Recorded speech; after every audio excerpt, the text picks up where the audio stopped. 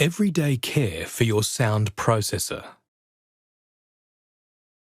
Every day, you should check all parts of your processor for dirt and moisture. Wipe with a soft, dry cloth.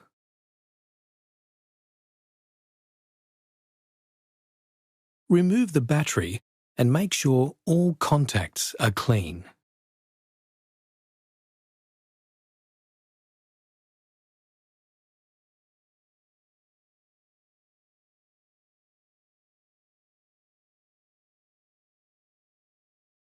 Also check the accessory socket is clean. Remove dirt or dust by blowing or with a soft, dry cloth.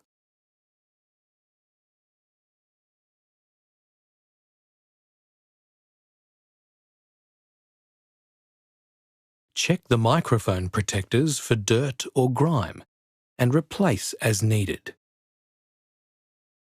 Place in a dry aid kit each night.